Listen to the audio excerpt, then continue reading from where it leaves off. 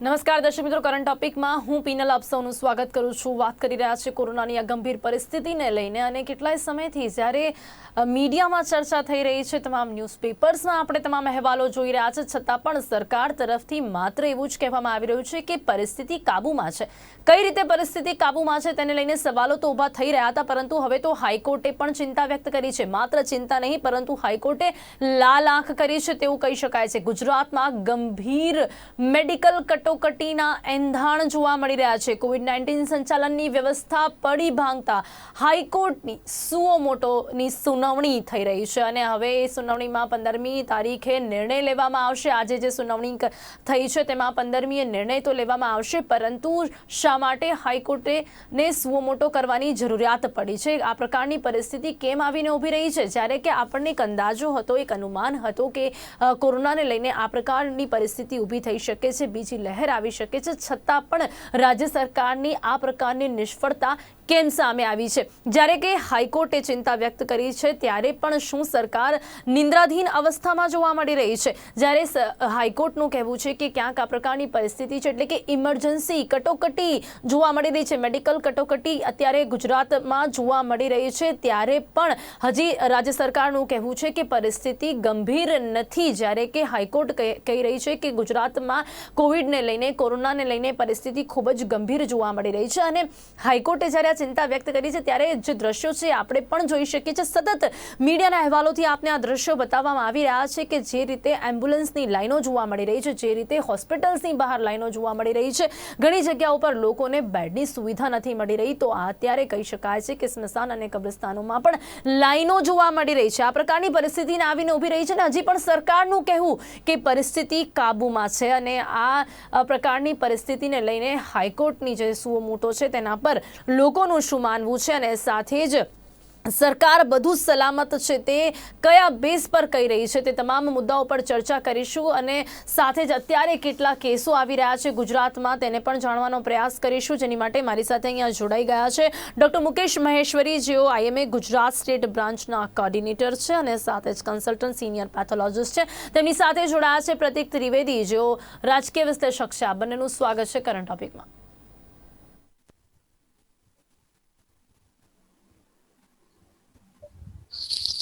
તો અત્યારે વાત કરી રહ્યા છે ખાસ કરીને ગુજરાત ગંભીર મેડિકલ કટોકટીને આડે ઊભું છે તેવું હાઈકોર્ટનું કહેવું છે। આ મુદ્દા પર આપણે ચર્ચા કરી રહ્યા છે, તો સાથે જ અત્યારે કહી શકાય છે કે જે પ્રકારે કહેવામાં આવી રહ્યું છે સરકાર તરફથી કે રાત દિવસ કામ કરવામાં આવ્યું છે, તો કેવા પ્રકારનું કામ કરવામાં આવ્યું છે તેના પર પણ અહીંયા સવાલો ઊભા થઈ રહ્યા છે।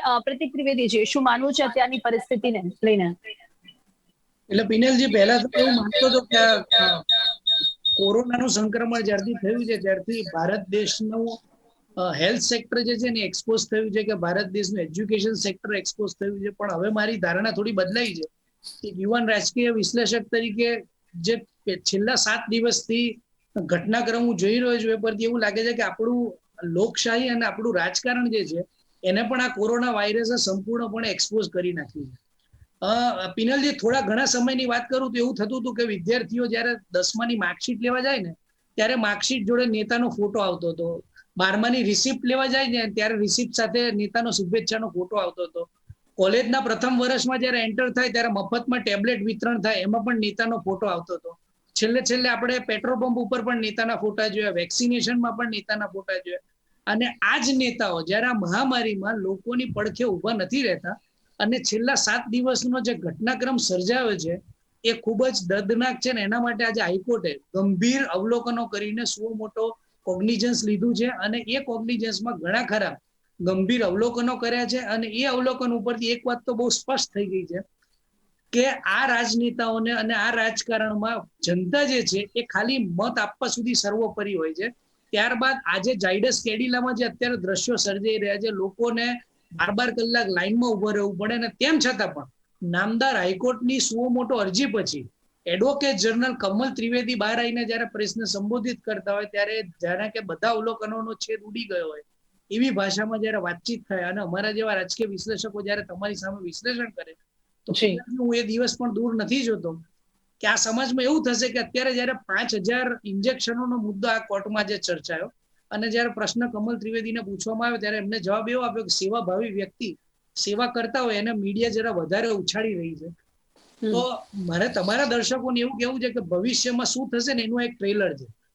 કદાચ પિનલજી એવું થશે કે આવનાર સમયમાં દેશમાં બટાકા ડુંગળીનો સંગ્રહ એક પાર્ટીના લોકો કરી દેશે અને સમગ્ર દેશમાં બટાકા ડુંગળીની અછત સર્જાશે અને પછી એ પાર્ટીના લોકો સામેની પાર્ટીના લોકોને એવું કહેશે કે જાઓ તમે ખેતી કરીને આને ઉગાડીને લાવો, અમે વેચી શકીએ છીએ, તમે કેમ નથી વેચી શકતા? તો આપણે શું જવાબ આપીશું? આ જ પાર્ટીના ચોક્કસથી લોકો અત્યારની પરિસ્થિતિ જોતા દિવસ દૂર નથી, ચોક્કસપણે કહી શકાય છે પ્રતીકભાઈ. અત્યારે જે હાલ જોવા મળી રહ્યા છે એ પણ જરૂરી ઉપયોગી વસ્તુઓ માટે લોકો વલખા મારી રહ્યા છે અને લોકો ધક્કા ખાઈ રહ્યા છે, ત્યારે આ પ્રકારની પરિસ્થિતિ ચોક્કસપણે દૂર નથી લાગી રહ્યું છે. મનસ્વી થાપડજી પણ આપણી સાથે જોડાઈ ગયા છે. મનસ્વીજી, આપનું સ્વાગત છે. पॉलिटिकल एनालिस्ट पर છે મનસ્વી થાપડજી, સાથે જ एडवोकेट પણ છે. मनस्वी जी, सबसे पहले एक एडवोकेट की तरह से मैं लोगों को एक डिटेल भी हम देना चाहेंगे कि हाई कोर्ट जब सुओ मोटो की अर्जी हाई कोर्ट ने की है, उसका क्या अर्थ होता है, उसमें क्या हो सकता है, किस तरह से डिसीजन लिया जाता है? देखिए, हाईकोर्ट के पास पावर होती है, हर हर स्टेट के हाईकोर्ट के पास एक पावर होती है जहां पे जब भी उनको कुछ लगता है, कुछ इशू पे, कुछ लीगल पॉइंट पे उनको एक्शन लेना चाहिए, तो हाईकोर्ट सुओ मोटो एक्शन लेता है, मतलब अपने आप से, विदाउट किसी पेटिशनर के। जनरली हम देखते हैं कि एक अर्जदार होता है, एक प्रतिवादी होता है, तब जाके वादी प्रतिवादी करके कोर्ट में केस आता है। पर हाईकोर्ट के पास ये पावर होती है जहां पे उनको खुद अपने आप, अपने रुचि से वो एक कोई किसी भी सिचुएशन को मद्देनजर रखते हुए स्पेशल सर्कमस्टांसेस के अंदर वो केसेस लेते हैं। तो उसी सर्कमस्टांस को, कोरोना के सर्कमस्टांस को लेते हुए हाईकोर्ट ने एक बहुत बढ़िया स्टेप उठाया है, जहां पे पॉलिटिकल जो इकोसिस्टम है उसने हमको फेल किया है, वहां पे जुडिशरी ने स्टेप अप किया है, जुडिशरी ने कॉग्निजेंस लिया है, और हमको सल्यूट करना चाहिए हमारे चीफ जस्टिस साहब, ऑनरेबल हाईकोर्ट, गुजरात हाईकोर्ट का, जिन्होंने ये स्टेप लिया है। जनता की नजरों में ये गंभीरता, जो कोरोना काल में जो गंभीर स्थिति को समझने की सूझबूझ पॉलिटिकल पार्टीज में होनी चाहिए थी, पॉलिटिकल नेतृत्व में होनी चाहिए थी, वो दिखाई है हमारे चीफ जस्टिस साहब ने, हमारे ऑनरेबल हाईकोर्ट में। तो हमको खुश होना चाहिए कि अगर हम पॉलिटिकल अरीना जो गुजरात को फेल कर रहा है, वहां पे गुजरात हाईकोर्ट है जो गुजरात को बचाने की कोशिश कर रहा है, गुजरात के लोगों के लिए सोच रहा है। जो सोच, जो सूझबूझ आनी चाहिए थी ब्यूरोक्रेट्स द्वारा, जो सूझबूझ आनी चाहिए थी पॉलिटिशियंस के द्वारा, पीपल इन पावर के द्वारा, वो फेल होने के कारण हाईकोर्ट को स्टेप इन किया है, स्टेप अप किया है। और आपने देखा होगा यूट्यूब के माध्यम से तमाम गुजरात के लोगों ने, तमाम मीडिया हाउसेस ने इसको देखा है, जनता ने देखा है कि किस तरीके से हाईकोर्ट ने एक एक चीज पे सोल्यूशन देने की कोशिश की। देखिए, हाईकोर्ट कभी भी आपको इम्प्लीमेंट नहीं कर, हाईकोर्ट इम्प्लीमेंट नहीं कर सकता, इम्प्लीमेंट करने की जिम्मेदारी पॉलिटिशियंस की होती है। हाईकोर्ट आपको डायरेक्शन दे सकता है, हाईकोर्ट आपको डिक्टेशन दे सकता है कि आपको ये करना चाहिए, ऐसे करना चाहिए। इम्प्लीमेंटेशन तो एंड में ब्यूरोक्रेट्स करेंगे, जो ऑर्डर ऑफ पॉलिटिशियंस के ऊपर करेगा। पर ये हम कहीं ना कहीं देख रहे हैं कि हाईकोर्ट ने बहुत बढ़िया काम किया है। बहुत ही ज्यादा खुशी होती है कि हमारे गुजरात में हमारे पास इतना एक्टिव, प्रोएक्टिव हाईकोर्ट है जो इस तरीके से काम करने की कोशिश कर रहा है। और वहां पे इतने बढ़िया हाईकोर्ट की के साथ में जो पैरेलल चलना चाहिए पॉलिटिकल सिस्टम, वो कहीं ना कहीं फेल हो रहा है। इसी कारण हम कोरोना को नहीं जीत पाए। लेकिन दुख की बात यह लगती है मनस्वी जी कि ये करना पड़ा। सरकार, देखिए पीनल जी, जिस तरीके से हमने सरकार का रवैया वहां पे देखा, सरकार ने कहीं ना कहीं कंपैरेटिव स्टडी देने के लिए, सब कुछ बहुत चंगा सी का एटमॉस्फेयर है, बहुत बढ़िया है सब कुछ, मतलब एकदम राम राज्य कोरोना काल में, ऐसा एक दिखाने की कोशिश की है और कहीं ना कहीं नहीं समझ रही। तो ये जो जनता नहीं समझ रही है वो सच्चाई नहीं है। कहीं ना कहीं जो पॉलिटिकल जो जो जो भेद है, पॉलिटिकल जो लोग पावर में है, उनके अंदर ही एक लड़ाई चल रही है कि किसका नाम ज्यादा बड़ा हो कोरोना में, किसका सिटी को ज्यादा प्रोत्साहन मिले कोरोना में। उस लड़ाई के बीच में कहीं ना कहीं जनता फंस रही है। हम जिस तरह डॉक्टर प्रतीक जी ने बताया है कि हमारा जो वोटर्स का काम रह गया है इस देश में, उससे वोट करने का रह गया। हम वोट करो, 5 साल बाद भूल जाओ। उसके बीच में जो पॉलिटिकल रिस्पॉन्सिबिलिटी होती है, पॉलिटिकल ड्यूटी होती है, वो पॉलिटिकल पार्टीज भूलती जा रही है। उनका सिर्फ और सिर्फ एक मात्र फोकस रह गया, इलेक्शन जीतना, इलेक्शन करना, इलेक्शन का ढिंडोरा पीटना, मैनिफेस्टो बनाना, मैनिफेस्टो को कभी पूरा नहीं करना, जनता की आवाज को ना सुनना। यही एक कारण है कि जहां पे हेल्थ इंफ्रास्ट्रक्चर का जो सामने हमारे 70 साल की आजादी के बाद कि किस तरीके से हमारा एक हेल्थ स्ट्रक्चर इंफ्रास्ट्रक्चर जो है जी। ये नहीं की जा रही। हम लोग बातें करते हैं, बड़ी बातें करते हैं। अब आत्मनिर्भर भारत अब बनेगा जब भारत जिंदा रहेगा, गुजरात जिंदा रहेगा, तभी आत्मनिर्भर जी। गुजरात बनेगा। पर गुजरात को बचाने के लिए जो कार्रवाई करनी चाहिए, अगर हम इंजेक्शन रेमडेसिविर की बात करें, अगर हम हॉस्पिटल के बेड्स की बात करें, हर व्यक्ति के पास 3-4 फोन आते हैं कि भैया आपके पास कोई रेमडेसिविर का कॉन्टैक्ट है, भैया आपके पास कोई जान पहचान वाला है जिसका हॉस्पिटल में कनेक्शन हो, आईसीयू बेड मिल जाए, ऑक्सीजन सप्लाई वाला हॉस्पिटल मिल जाए, बेड मिल जाए। ये सारी तकलीफें किसको है? आम जनता को है। बड़े लोगों के पास तो बड़े हॉस्पिटल्स के रिजर्वेशंस मिली हुई हैं, उनके पास रेमडेसिविर इंजेक्शन भी उनके लिए स्टोर्ड है। पर एक आम आदमी को लाइन में खड़ा होना पड़ता है, 12-15 घंटों के बाद भी उनको इंजेक्शन नहीं मिल रहा, तो वो लोग जाए कहां पे? और वो जाते हैं जब पॉलिटिकल पार्टीज के पास या पॉलिटिशियंस के पास, उनको जवाब नहीं मिलता। इसी कारण हमको सल्यूट करना चाहिए आज के दिन पे हमारे ऑनरेबल हाईकोर्ट का, जिसने ये सुओ मोटो एक्शन लिया और सरकार को जगाया, मीडिया को जगाया और जनता को भी जगाया। तो इसलिए हम सबको जागरूक होके कोरोना से हमको खुद ही लड़ना है, ये पता चल गया है। जी जी जी जी जी मनस्वी सरकार जी, कहीं ना कहीं फेल हो रही है, सरकार वो नहीं ले पाई। जी जी जी, और इसी वजह से यहाँ हाईकोर्ट ने ये निर्णय लिया है। और अभी अभी जो आपने बात की उससे डॉक्टर मुकेश ने હું સવાલ પૂછવા માંગીશ. ડોક્ટર મુકેશ, અત્યારે મનસ્વીજીએ જે પ્રકારે વાત કરી હોસ્પિટલ્સમાં આ પ્રકારની જે પરિસ્થિતિ છે એને કદાચ આપ નજરે જોઈ રહ્યા હશો, કેવી પરિસ્થિતિ જોવા મળી રહી છે, રોજના કેટલા કેસીસ આવી રહ્યા છે, બેડની સુવિધા, રેમડેસિવિર ઇન્જેક્શન્સ, આ બધાની માટે સામાન્ય જનતા ધક્કા ખાઈ રહી છે. અત્યારે આપ કદાચ આપની આંખે આ પ્રકારની પરિસ્થિતિ જોઈ રહ્યા છો, કારણ કે અમે તો જ્યારે રસ્તા પર એમ્બ્યુલન્સનું સાયરન સાંભળી રહ્યા છે, એમ્બ્યુલન્સની લાઈનો જોઈ રહ્યા છે, ત્યારે આપ હોસ્પિટલમાં ખુદ નજરે આ જોઈ રહ્યા હશો. બેન, મને થોડુંક એક 5 કે 7 મિનિટ અનડિસ્ટર્બેડ આપજો, જેથી હું તમારા માધ્યમથી ગુજરાતની જનતાને એક મોટો સંદેશ આપવા માંગુ છું કે we are in state of health emergency. We are in state of health emergency. હાઈકોર્ટનું અવલોકન બિલકુલ સાચું છે. કદાચ હાઈકોર્ટે જોયું એના કરતા પણ વધારે ખરાબ ચિત્ર છે. હું છેલ્લા 1.5 વર્ષથી કન્ટિન્યુઅસ પ્રેક્ટિસ, 1.5 વર્ષથી પ્રેક્ટિસ કરી રહ્યો છું. કોરોના સાથે જીવી રહ્યો છું. કોરોનાના મિત્રોની સાથે કન્ટિન્યુઅસ વાર્તાલાપ કરતો રહ્યો છું. અને જે પિક્ચર હું જોઈ રહ્યો છું એ બહુ જ ગ્રીમ, બહુ જ દુઃખદ છે, બહુ જ પીડા આપનારું છે.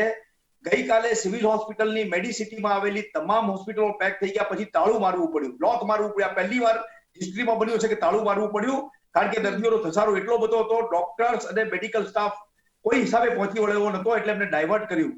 ત્યાં સુધી મ્યુનિસિપાલિટીના સત્તાવાળાઓ મ્યુનિસિપલ હોસ્પિટલોમાં પેશન્ટને એડમિટ કરવા રાજી નતા. એ પછી એમના પર એક પોલિટિકલ પ્રેશર બન્યું, લોકોની દબાણ બધું, મીડિયાએ બહુ મોટો ભાગ ભજવ્યો અને બપોર પછી એસવીપી હોસ્પિટલમાં એડમિશન ચાલુ કરવામાં આવ્યા. અને તમને કદાચ સરપ્રાઈઝ થશે કે સાંજ સુધીમાં 700 પેશન્ટ એડમિટ થઈ ગયા છે. 700. આજે એલજી હોસ્પિટલ ખોલી નાખવામાં આવી છે. શારદાબેન ખોલવાની ડિમાન્ડ થઈ ગઈ છે, એ પણ ખોલી નાખવામાં આવશે. નાની નાની હોસ્પિટલો એક્વાયર કરવામાં આવી છે, પરંતુ આ બધું જ હજુ ફૂટી પડેલી હાલત છે. ગુજરાતમાં જે પ્રમાણે રેમડેસિવિરની ડિમાન્ડ છે, જે પ્રમાણે ઓક્સિજનની ડિમાન્ડ છે, જે પ્રમાણે પ્રાઇવેટ લેબોરેટરીમાં ટેસ્ટ પોઝિટિવ આવી રહ્યા છે, એ બધું જોતા ગુજરાત સરકારના આંકડા કોઈ જગ્યાએ મેચ નથી ખાતા. મારી આપના માધ્યમથી નામદાર હાઈકોર્ટને અપીલ છે, કારણ કે સુઓ મોટોમાં હું જોઈન નથી થઈ શકતો, કે ઇન્ડિયન મેડિકલ એસોસિએશન જોઈન નથી થઈ શકતું, પણ મારી નામદાર હાઈકોર્ટને અપીલ છે કે 4 વસ્તુના ડેટા માંગવામાં આવે, મોતના આંકડા માંગવામાં આવે સરકાર પાસેથી. સરકાર પાસે મોતના આંકડા હોય છે, એમાં 4 વસ્તુ કહેવામાં આવે. ટોટલ ડેથ કેટલા થયા, કોવિડના કારણે કેટલા થયા, કોવિડ વિથ કોમોર્બિડિટી કેટલા થયા અને સાદા કેટલા થયા. તમને આખો ચિતાર મળી જશે. બ્લુ પેકેટમાં આવતા તમામ માણસો કોવિડ પ્રોટોકોલથી અંતિમ વિધિ થાય છે. ધેટ મીન્સ કે કોવિડના કારણે મર્યા છે. સરકાર એવું કહે છે કે કોમોર્બિડમાં મરી ગયો. હું એમ કહું છું, હું રસ્તા પર જતો હોઉં અને મને ટ્રક ઉડાડી દે તો હું કઈ બીપીના કારણે ના મરી ગયો. બીપીથી તો હું 20 વર્ષથી જીવું છું, પણ હું ટ્રકથી મર્યો છું એવું કહેવાય. એટલે જે કોવિડમાં કોમોર્બિડિટીમાં મરે છે બધા કોવિડના ડેથ છે, એ રીતે બતાવવું પડશે. આઈસી અમારે આવી સ્પેસિફિક ગાઈડલાઈન કહેલી છે કે કોવિડ ડેથ બતાવો અને કોવિડ કોમોર્બિડ ડેથ બતાવો. તો એ સરકાર હાઈકોર્ટને વિનંતી છે કે માંગવામાં આવે. બીજું, સરકારને વિનંતી છે કે જે ગ્રાઉન્ડ લેવલ પર કામ કરે છે ડોક્ટર્સ, એમને બોલાવવામાં આવે, એમને પૂછવામાં આવે કે શું જરૂરિયાત છે તમારી. તમામ વસ્તુઓ તમને મળી જશે. ગુજરાતની ટાસ્ક ફોર્સ છે, ટાસ્ક ફોર્સના ડોક્ટરને બોલાવવામાં આવે કે તમે શું ઈચ્છો છો. હું તમારા માધ્યમથી એવું કહું છું કે ગુજરાતને મિનિમમ 2 કે 3 વીકનું લોકડાઉન જોઈએ છે. જો લોકડાઉન નહીં કરે સરકાર, જેના માટે કન્ટિન્યુઅસ રિલક્ટન્ટ છે, તો બહુ જ ગંભીર પરિસ્થિતિ તરફ આપણે વધી રહ્યા છીએ. મેડિકલ ઇમરજન્સી બી શબ્દ ઓછો પડે એટલી ખરાબ પરિસ્થિતિ તરફ આપણે વધી રહ્યા છીએ. તમામ પ્રાઇવેટ લેબોરેટરીના ડેટા માંગવામાં આવે કે કેટલા ટેસ્ટ આરટીપીસીઆર થાય છે, કેટલા પોઝિટિવ આવે છે. કાલે મેં 2-3 ઇન્ટરવ્યુ છે, 30% પોઝિટિવિટી બધા બોલી રહ્યા છે, 2500 ટેસ્ટ બોલી રહ્યા છે. 25 તો ટેસ્ટ પૂરા 30%, એટલે 7.5 તો એક લેબોરેટરી પોઝિટિવ હતા. તો ઘણી લેબોરેટરીઓ છે. એટલે તમે મારી વાત સાંભળો, તમારા માધ્યમથી, અને સરકારને હું કહેવા માંગુ છું કે પારદર્શિતા લાવો. હાઈકોર્ટને અરજ છે કે તમે પ્રાઇવેટ લેબોરેટરીના ડેટા માંગો, તમે રેમડેસિવિર ક્યાં યુઝ થાય છે એના ડેટા માંગો, તમે મોતના ડેટા આપો. આખો ચિતાર તમારી સામે રજૂ થઈ જશે. અને હું તમારા માધ્યમથી ફરી એક બીજી અપીલ કરું છું સરકારને અને તમામ એનજીઓને કે આ બધી ફેસિલિટી 2-3 દિવસમાં સમાપ્ત થઈ જશે. એટલે તમામ જેટલા બી કોમ્યુનિટી હોલ છે, સરકારની ફેસિલિટીઓ છે, સ્કૂલો છે, સર્કિટ હાઉસ છે, આ બધા પબ્લિક માટે ઓપન કરી દેવામાં આવે. કારણ કે આ બધું પબ્લિકના પૈસાના ટેક્સના પૈસા બને છે. આ જી ચોક્કસથી. સાંભળો, એક મિનિટ વાત કરી, 1 મિનિટ મને આ વાત પૂરી કરવા દો કે આ બધી ફેસિલિટી ઓપન કરવી પડશે. એમાં કોવિડ કેર સેન્ટર બનાવવા પડશે. કારણ કે ઘણા બધા લોકોના ઘરમાં એક બેડરૂમ નથી હોતો. સાંભળો, મારે એક બેડરૂમ હોય છે, એક બેડરૂમમાં 4-5 જણા આઇસોલેટ ના થઈ શકે. એવા તમામ લોકોને કોવિડ કેરમાં આપણે ટ્રાન્સફર કરીશું તો એના ઘરમાં બીજા લોકો સંક્રમણથી બચશે. આ વખતનો વાયરસ અતિશય ચેપી છે. ઘરમાં એકને લાગે તો 4-5 ને લાગે છે. હવે જેને એક બેડરૂમનું ઘર હોય તો આઇસોલેટ કઈ નથી શકશે. તો એ લોકોને બધાને કોવિડ કેરમાં ખસેડવામાં આવે, નાની હોટલોને એકવાર કરવામાં આવે. તમામ વસ્તુઓ કરીશું તો પૂરી પડીશું. અને મેડિકલ ટ્રેઇન સ્ટાફને દરેકની પર દેખરેખ રાખવા માટે રાખવામાં આવે. રેમડેસિવિરનો મિસયુઝ થતો હોય તેને બંધ કરવામાં આવે. જી ચોક્કસથી. કદાચ આ બધી જ પરિસ્થિતિ અત્યારે હાઈકોર્ટ સમજી રહી છે. ભલે સરકાર ન સમજી શકી રહી અને સમજીને પણ કદાચ એને સારી પરિસ્થિતિ લોકોની સમક્ષ મૂકી રહી હોય, પરંતુ હાઈકોર્ટ સુધી આ વાત પહોંચી ચૂકી છે. મારી અપીલ છે હાઈકોર્ટને કે હાઈકોર્ટ મેડિકલ એક્સપર્ટ જે ગ્રાઉન્ડ લેવલ પર કામ કરી રહ્યા છે એને બોલાવે. જી ચોક્કસથી. જી પ્રતીકભાઈ, અત્યારે હાલ વાત કરી છે ડોક્ટર મુકેશ, જે પ્રકારે મેં કહ્યું કે કદાચ એ પોતાની નજરે જોઈ રહ્યા હશે એવા પેશન્ટ્સ ને એવા લોકોને આ પ્રકારની પરિસ્થિતિ જે આપણે સૌ જોઈ રહ્યા છે. લોકડાઉન વિશે જયારે વાત આવે છે ડોક્ટર મુકેશ, અને ઘણા એવા મેડિકલ ક્ષેત્રની સાથે જોડાયેલા લોકો કહી રહ્યા છે કે લોકડાઉનની જરૂરિયાત છે. પણ બીજી તરફ અત્યારે સરકાર પણ મૂંઝવણમાં એટલા માટે છે કારણ કે વેપારીઓનો રોષ સામે આવે છે. ત્યારે આ બાબત પર આપનું શું માનવું છે? કારણ કે એક તરફ લોકોનું એવું પણ કહેવું છે કે કોરોના પહેલા તો અમને બેરોજગારી મારી દેશે, એટલે ક્યાંક વેપારીઓનો રોષ એની માટે જોવા મળી રહ્યો. એટલે સરકાર લોકડાઉન માટે તૈયાર નથી. પિનલજી, તમને, મને અને અહીં બેઠેલા દરેક પેનલિસ્ટને ખબર છે કે આ સરકારને વેપારીઓની કે તમારા મારા જેવા નાગરિકોની, મને નથી લાગતું પ્રત્યક્ષ રીતે કોઈ ચિંતા છે. પણ એમના ગુસ્સાની એ જે ગુસ્સો ઉભરીને સામે આવશે ને, રોષ, એની ચિંતા તો કદાચ હશે. કારણ કે એ વોટમાં તબદીલ થઈ શકે છે. એટલે જ્યાં પણ વોટ સુધી વાત પહોંચે છે ને ત્યારે કોઈ પણ સરકાર એના પર જ નજર કરતી. હું તમને સ્પષ્ટ કારણ આપું કે આજે ગુજરાતના 14 જિલ્લાઓ પિનલજી એવા છે કે જે લોકો સ્વયંભૂ લોકડાઉન પાડે છે. ગુજરાતમાં પણ ઘણા બધા ગામડાઓ, અમદાવાદમાં ઘણા બધા વિસ્તાર એવા છે, ઘણી બધી સોસાયટી એવી છે જે લોકો સ્વયંભૂ લોકડાઉન પાડે છે. લોકડાઉનના સમય દરમિયાન ગવર્મેન્ટ ગાઈડલાઈન વગર કોઈને અંદર આવવા નથી દેતા, કોઈને બહાર જવા નથી દેતા. પણ તમે મને એક ઉદાહરણ એવું આપો કે જે દુકાનમાં કામ કરતો વ્યક્તિ જેના દિવસમાં 8 ગ્રાહક માંડ આવે છે કોરોનાની પરિસ્થિતિમાં, એની દુકાનો તમે બંધ કરાવો છો. એક ચાની કીટલી વાળો વ્યક્તિ કે જેની દુકાનમાં દિવસના 50 લોકો માંડ આવે છે, એની દુકાન તમે બંધ કરાવો છો. અને અત્યારે સુપ્રીમ કોર્ટ અડધું કોરોનાથી સંક્રમિત છે, હાઈકોર્ટ અડધું કોરોનાથી સંક્રમિત છે, અડધા આપણા ધારાસભ્યો કોરોનાથી સંક્રમિત છે. એટલે આ વાયરસને તમે દુકાનો બંધ કરીને રોકી નથી શકવાના. ફેબ્રુઆરી થી ઓગસ્ટ સુધી આપણી પાસે સમય હતો. એ સમય દરમિયાન આપણે ઓક્સિજનનો સપ્લાય નથી વધારી શક્યા.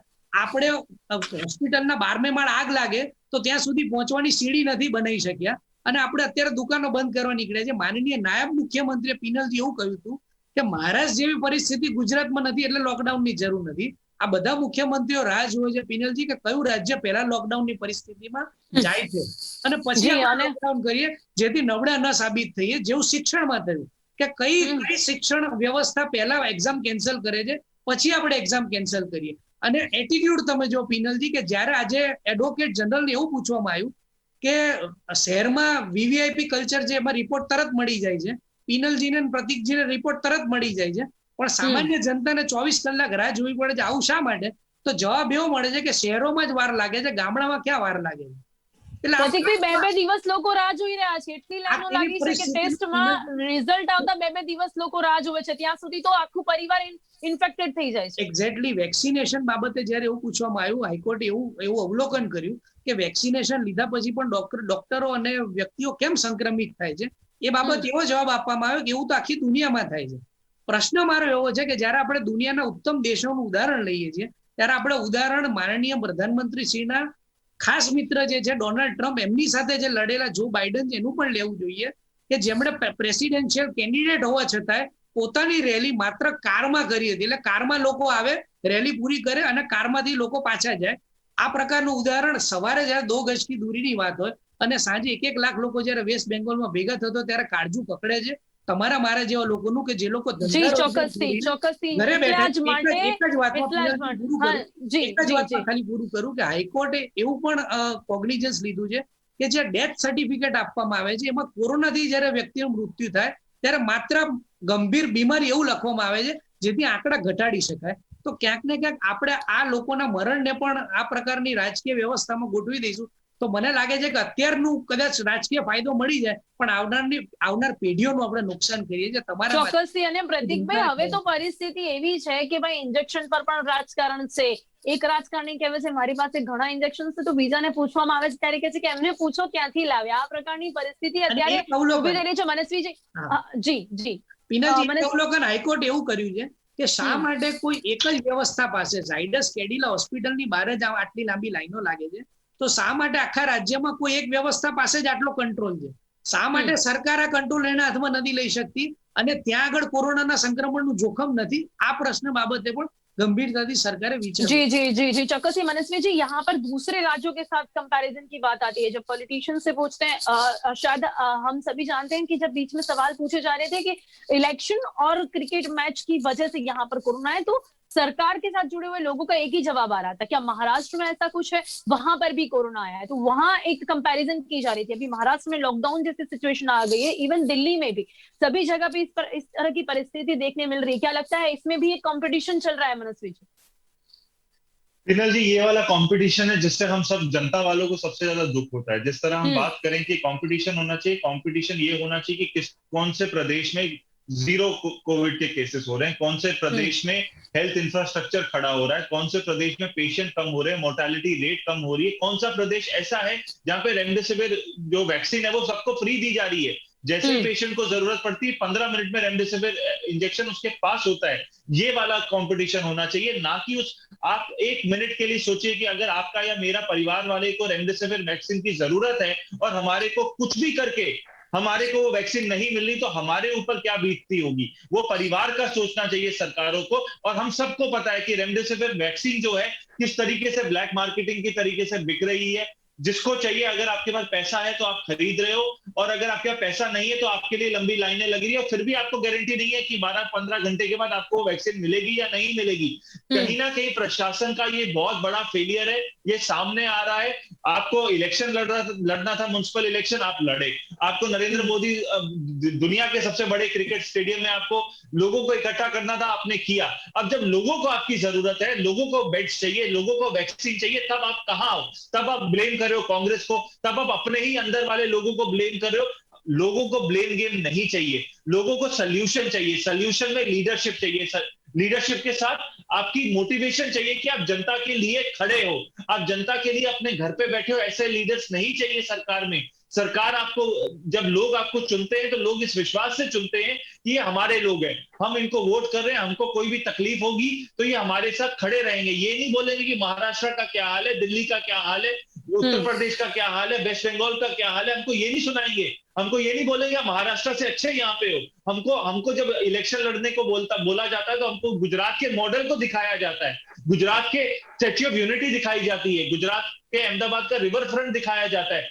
पर हेल्थ सेक्टर नहीं दिखाया जाता रेमडेसिविर वैक्सीन के लिए लाइन में जो हम लोग खड़े हैं वो नहीं दिखाया जाता हाई कोर्ट को आना पड़ता है गुजरात को बचाने के लिए ये नहीं बताया जाता तो कहीं ना कहीं पॉलिटिकल क्लास को जागना पड़ेगा ब्यूरोक्रेटिक क्लास को जागना पड़ेगा और जनता की सेवा करनी पड़ेगी अगर जनता की सेवा नहीं करेंगे तो ये जनता नहीं रहेगी तो किसके लिए किसके सामने वोट मांगोगे आज कहीं ना कहीं इतने सालों के बाद जो हमारा हेल्थ सेक्टर है और साथ में पॉलिटिकल सेक्टर है वो एक्सपोज हो गया है और ये दुख की बात है आज इससे पहले ये एक्सपोज नहीं हुआ था आज एक्सपोज हो गया किस तरीके से हम प्राइवेटाइजेशन की तरफ जब जाते हैं तो कहीं ना कहीं एक व्यक्ति एक ऑर्गेनाइजेशन जब कंट्रोल करता है तो वो जनता का नहीं सोचता तो ये दुख की बात आज ऑनरेबल हाईकोर्ट ने हमारे देश में सब व्यक्तियों को जागरूक करके सिर्फ गुजरात की बात नहीं मैं कर रहा हूँ पूरे देश में ये जागृति फैलेगी और मैं चाहता हूं मैं हाथ जोड़ के पीनल जी विनती करता हूं सरकार को कि आज से जाग जाएं और गुजरात के जो हमारे भाई बहन है 6 करोड़ उनको बचाने के लिए टास्क फोर्स स्पेशल क्रिएट की जाए और जहां पे भी अवेलेबल रिसोर्सेज है उनको यूटिलाइज करें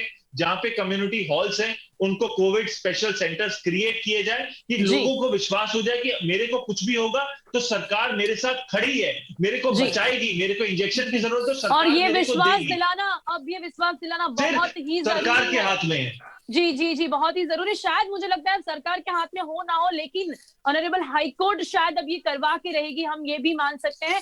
डॉक्टर मुकेश, समय બહુ જ ઓછો છે આપણી પાસે, પ્લીઝ અંતમાં અત્યારની ગુજરાતમાં રેમડેસિવિરને લઈને, ઇન્જેક્શન્સને લઈને, દવાઓને લઈને જે પરિસ્થિતિ છે તેની વિગત આપીને આ જે ચર્ચા છે તેને સમાપ્ત કરીશું।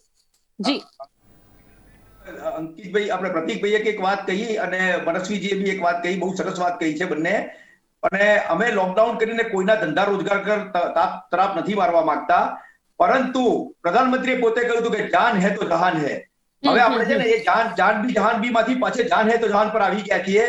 જી, અત્યારે લોકડાઉન એમને જ પાછું એ પણ આપ્યું હતું, જાન બી और જહાન બી। હા, પણ હવે એ જાન બી નહીં, હવે જાન હે તો જાન હે જોઈશે, કારણ કે બચીશું। મનસ્વીજીએ બહુ સરસમાં કહ્યું હતું કે ગુજરાત જિંદા रहेगा तो काम करेगा, ભારત જિંદા रहेगा तो काम करेगा। તો અત્યારે એવી કટોકટી પર જીવી રહ્યા છીએ કે તમે જીવતા રહેશો તો કામ કરી શકશો। એટલે સૌથી પહેલું એક લોકડાઉન જોઈએ છે, બીજું કોવિડ એપ્રોપ્રિએટ બિહેવિયરને કડક કરવામાં આવે। જે ગયા વર્ષે આપણે પોલીસ ફોર્સ આખી સડકો પર દેખાતી હતી અને કોઈને જવા દેતા હતા, એ કડક કરવામાં આવે।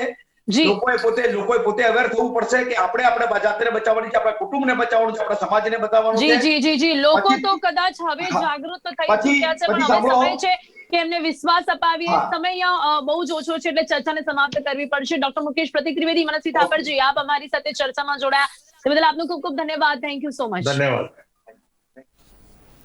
તો દર્શક મિત્રો, આજે કરંટ ટોપિકમાં વાત કરી છે ગુજરાત અત્યારે ગંભીર મેડિકલ કટોકટીનો સામનો કરી રહ્યો છે અને જેના માટે હાઈકોર્ટે સો મોટો દાખલ કરી છે અને જેની માટે હાઈકોર્ટ મહત્વનો નિર્ણય લઈ શકે છે, પરંતુ તે પહેલા જો રાજ્ય સરકાર સમજી જાય કે રાજ્ય સરકારની જે કામગીરી છે તેની જે નિષ્ફળતા અહીંયા સામે આવી છે તેને સમજીને હવે તેના પ્રયાસો ખૂબ જ જરૂરી છે, જેથી કરીને જનતાને એક વિશ્વાસ આવે કે જેમને પૂરેપૂરો વિશ્વાસ કરીને એમને ચૂંટ્યા છે એ જ લોકો હવે એમની સાથે નથી ઊભા, ત્યારે એમને વિશ્વાસ અપાવવું જરૂરી છે કે જો એમને કંઈ પણ થાય તો સરકાર તેમની માટે ઊભી છે। કારણ કે અત્યારે હાલ તો એ પ્રકારની પરિસ્થિતિ છે કે જનતામાં એ વિશ્વાસનો અભાવ જોવા મળી રહ્યો છે। કરંટ ટોપિકમાં અત્યારે બસ આટલું જ। ફરીથી મળીશું એક નવા વિષય સાથે, ત્યાં સુધી રજા આપશો। નમસ્કાર।